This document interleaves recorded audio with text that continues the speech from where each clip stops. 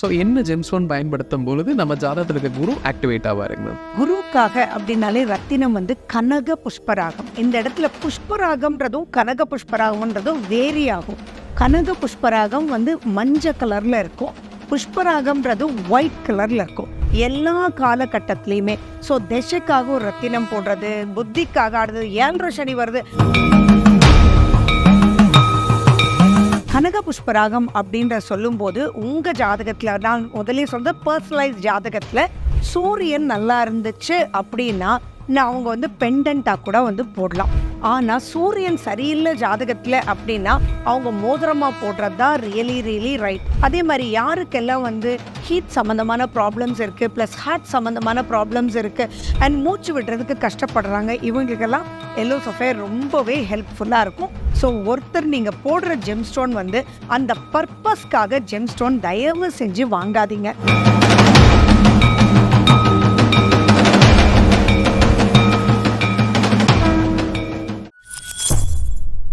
பக்தி பிளஸ் நேரத்திற்கும் வணக்கம். இன்று நம்மோட கல்பனா ஸ்ரீகாந்த் மேம் அவர்கள். வணக்கம் மேம். நமஸ்காரம். பொதுவாகவே நம்ம ஜெம்ஸ்டோன் சீரீஸ் பார்த்துட்ருக்கோம். அந்த வகையில் இன்றைக்கி நம்ம குரு பலப்படுத்துவதற்கு ஒருவர் ஜாதகத்தில் என்ன ஜெம்ஸ்டோன் பயன்படுத்துவது அப்படிங்கிறத இந்த வீடியோவில் பார்க்கலாம். ஸோ என்ன ஜெம்ஸ்டோன் பயன்படுத்தும் பொழுது நம்ம ஜாதகத்தில் இருக்க குரு ஆக்டிவேட் ஆவாருங்க மேம்? குருக்காக அப்படின்னாலே ரத்தினம் கனக புஷ்பராகம். இந்த இடத்துல புஷ்பராகம்ன்றதும் கனக புஷ்பராகம்ன்றதும் வேரி ஆகும். கனக புஷ்பராகம் மஞ்சள் கலரில் இருக்கும், புஷ்பராகம்ன்றது ஒயிட் கலரில் இருக்கும். ஸோ குருனுடைய ரத்தினம் அப்படின்னா இட் இஸ் கனக புஷ்பராகம். இங்கிலீஷில் எல்லோ சஃபயர், ஹிந்தியில் புக்ராஜ் அப்படின்னு சொல்லுவாங்க. இதுதான் நீங்கள் குருக்காக யூஸ் பண்ண வேண்டிய ரத்தினம். இப்போ பொதுவாகவே குரு ஆக்டிவேட் பண்ணுறக்கான ஜெம்ஸ்டோனுங்கிறது எல்லோ சஃபயர்னு சொல்லிட்டேங்க மேம். இப்போ எல்லாருக்குமே ஒரு சந்தேகம் இருக்குது, எனக்கு குரு திசை நடக்கவே இல்லை, எனக்கு ராகு திசை போயிட்டுருக்கு, இந்த காலகட்டத்தில் நான் குரு ஆக்டிவேட் பண்ணலாமே, ஜாதகப்படி நீங்கள் சஜஸ்ட் பண்ணிட்டீங்க, இருந்தாலும் நான் திசை வருது, ஸோ நான் இந்த காலகட்டத்தில் போட வேண்டாம், இல்லை எனக்கு நான் போட்டுட்ருக்கேன், திடீர்னு எனக்கு திசை மாறுது, ஸோ நான் ரிமூவ் பண்ணிடலாமாங்கிற சந்தேகங்கள்லாம் இப்போ பெரும்பாலும் இருக்கு மேம். அதுக்கு என்ன பதில்? 9 மினிஸ்டர்ஸ் அப்படின்றது தான் பிளானட்ஸ். அந்த 9 மினிஸ்டரும் தன் வேலையை செய்யணும் எல்லா காலகட்டத்திலையுமே. ஸோ திசைக்காக ஒரு ரத்தினம் போடுறது, புத்திக்காக ஆடுறது, 7 சனி வருது அதுக்காக நான் ஒரு ஜெம்ஸ்டோன் போடுறேன் அப்படின்னு மாத்துறதெல்லாம் தேவையே இல்லை. ஒரு ரத்தினம் ஒருத்தருக்கு செலக்ட் பண்ணும்போது அவங்களுடைய ஜாதகத்தை ஃபுல்லாக நம்ம பார்க்கணும். பார்த்துட்டு அவங்களுக்கு லைஃப் லாங் எந்த ரத்தினம் போட்டால் எந்த காலகட்டத்திலையும் அவங்களால மீண்டு வர முடியும் அப்படின்றதுக்காக தான் ரத்தினமே ஒழிய திசைக்காகவோ இப்போ குரு சூப்பராக இருக்குது அதனால நான் போடுறேன், இப்போ குரு அன்ஃபேவரபுளாக இருக்குது அதனால நான் கழட்டி வைக்கிறேன் அப்படின்ற கான்செப்டெல்லாம் கிடையவே கிடையாது. ஸோ திசைக்காகவோ உங்களுடைய ராசியை வச்சோ நட்சத்திரத்தை வச்சோ அப்படின்றது போடவே கூடாது. பர்சனலைஸ்டு ஹாரோஸ்கோப் பார்த்து தான் அந்த ரத்தினம் அப்படின்றது போடணும்.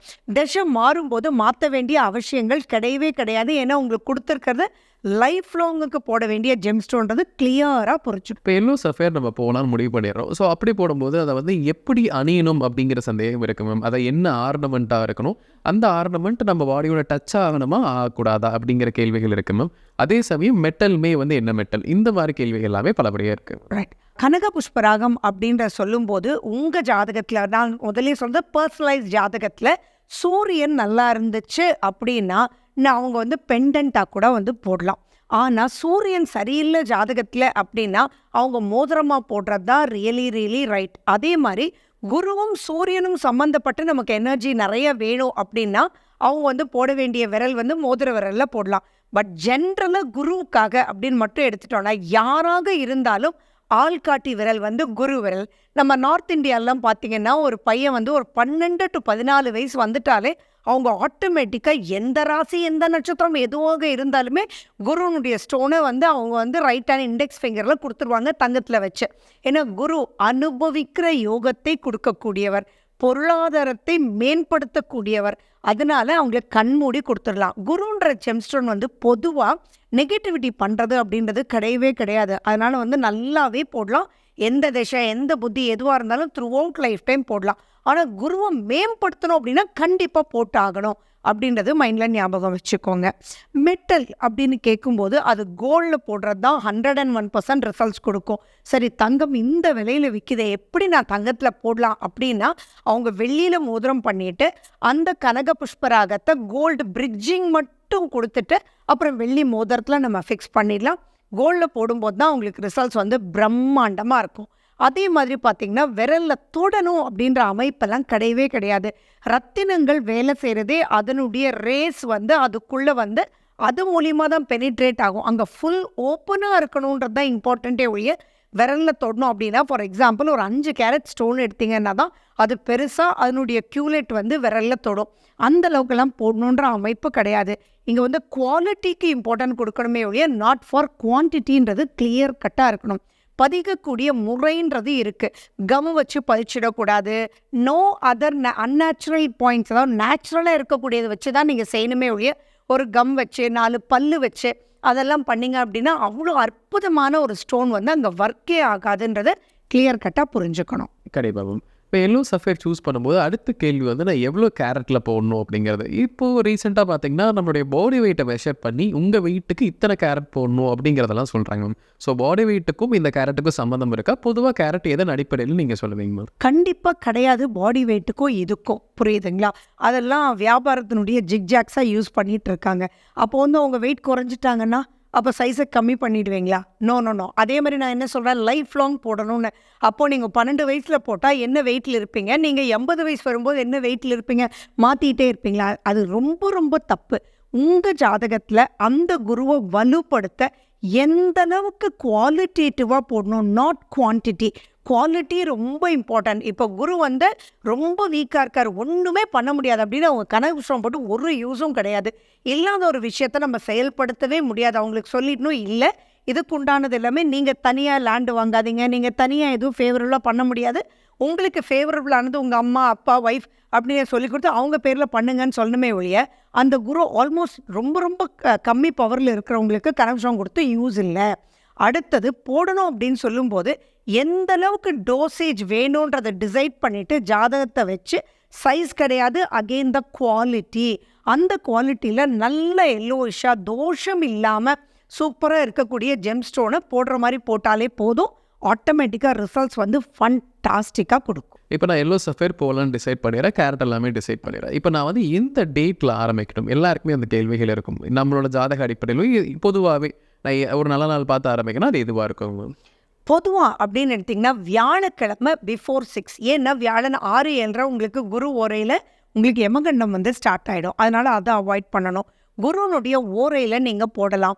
வியாழக்கிழமை பிரம்ம முகூர்த்தத்தில் பிஃபோர் சன்ரைஸ் நீங்கள் வந்து போடலாம். அதுலேயும் என் டெப்த்தாக பார்த்தீங்கன்னா அந்த வியாழக்கிழமையோ நீங்கள் குரு ஓரையோ உங்களுடைய சந்திராஷ்டம நாட்களாக இருக்கக்கூடாது, கூடாத திதிகளாக இருக்கக்கூடாது, உங்களுக்கு கூடாத நட்சத்திரங்களாக இருக்கக்கூடாது. அப்படியெல்லாம் இல்லாமல் போடுறது நல்ல நாள் நல்ல நேரம் பார்த்து. ஃபார் எக்ஸாம்பிள் ஜெம்ஸ்டோன்ஸ் நாங்கள்லாம் கொடுக்கும்போதே அவங்களுக்கு வேரிங் டேட்டுன்றது ஒன்று எழுதி கொடுத்துருவோம், வேரிங் டைமுன்றதை எழுதி கொடுத்துருவோம். அப்போ தான் அந்த டைமில் ஆரம்பிக்கும் போது உங்களுக்கு ஒரு பாசிட்டிவ் ரிசல்ட்ஸ் கிடைக்கும். அப்போ அதுக்குள்ளே வந்து ஊர்ந்து நீங்கள் போயிடுவீங்க. ஏன்னா இதுக்குள்ளே இருக்கிறது வந்து அலுமினியம் ஆக்சைடுன்ற கெமிக்கல் வந்து இருக்குது. உங்களுக்கு அலுமினியம் ஆக்சைடு என்னென்ன ஃபேவர் பண்ணும் அப்படின்றது உங்களுக்கு எல்லாம் தெரிஞ்சது.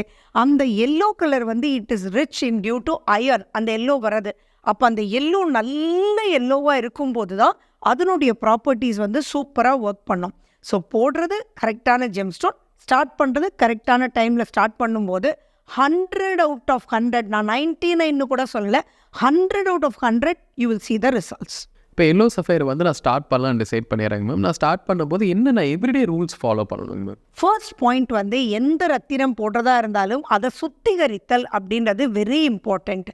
அதாவது இது எப்படி ஒரு 300 கைகள் மாறி தான் வந்து எந்த ரத்தினமே வருது.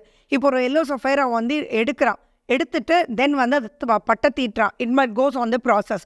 அப்போ அவனுக்கு கை வெட்டுப்படலாம், அவனுடைய மூடு மாறலாம், சண்டை போட்டுக்கிட்டே அந்த எல்லோ சஃபைரை பட்டை தீட்டலாம். அந்த மாதிரி ரத்தினங்கள் எல்லாமே பார்த்தீங்கன்னா அது ஈர்ப்பு சக்தியினால தான் அது வேலை செய்யுது.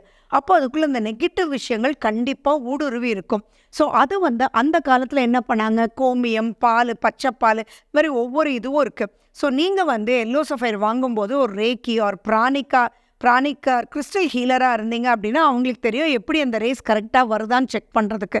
அப்படியெல்லாம் ஒன்றுமே இல்லைனாலும் எல்லோ சஃபைரை நல்லா கான்சன்ட்ரேட்டடாக நீங்கள் கையில் வச்சு கண்களை க்ளோஸ் பண்ணி பக்கத்தில் எடுத்துகிட்டு போய் ஒரு 1 minute கான்சன்ட்ரேட் பண்ணாலே அதுலேருந்து ரேஸ் வந்து இந்த இடத்துக்கு போய் ரீச் ஆகிறது எல்லாருமே உணர முடியும். இல்லை ரிவர்சபிளாக இருக்குது வரவே இல்லை அப்படின்னா அதை கண்டிப்பாக கிளென்சிங் பண்ணணும்.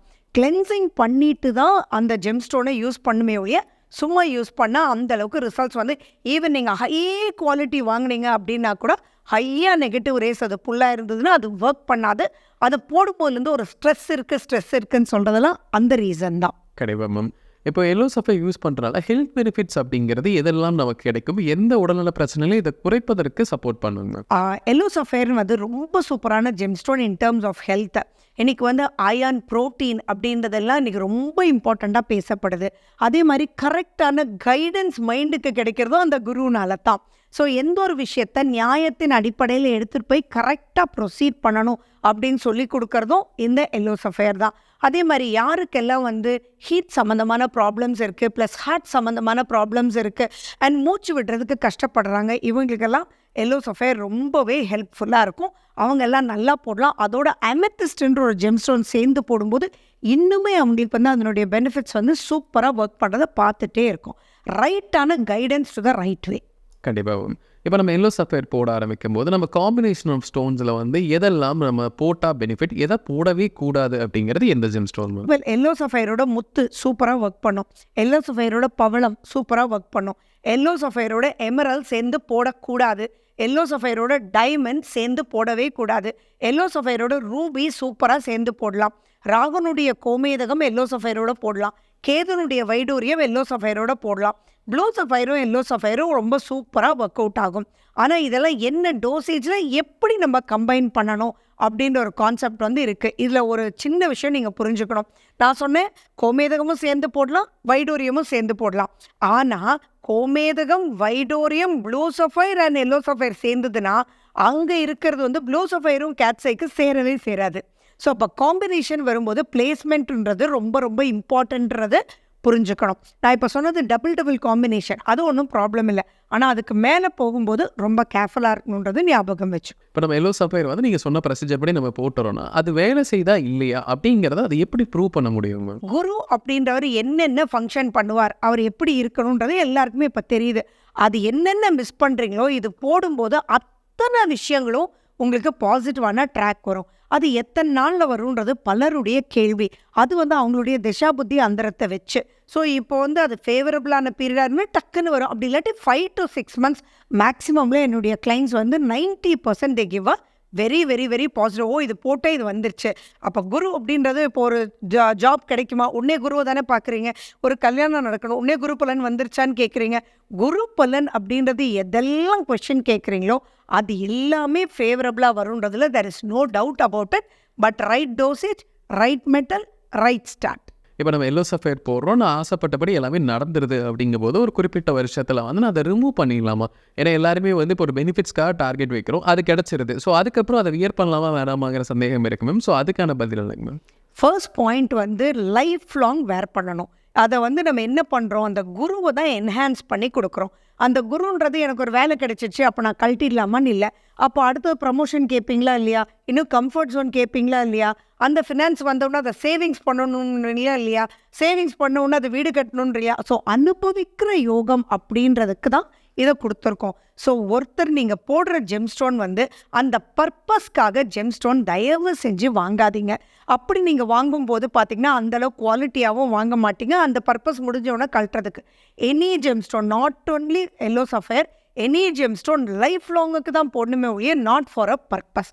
அதே மாதிரி யாருக்கும் நீங்கள் வந்து அந்த பர்பஸ் முடிஞ்சிடுச்சு, இப்போ வந்து ஒரு வேலைக்காக ஒருத்தர் போடுறாரு, அவருக்கு வேலை கிடைச்சிச்சு, அவருடைய க்ளோஸ் ஃப்ரெண்டு இல்லை அவங்களுடைய ஃபேமிலி மெம்பர் அவருக்கும் வேலை கிடைக்கணும், சரி சரி நீ போடு, தப்பு தப்பு தப்பு, அப்படி பண்ணவே கூடாது.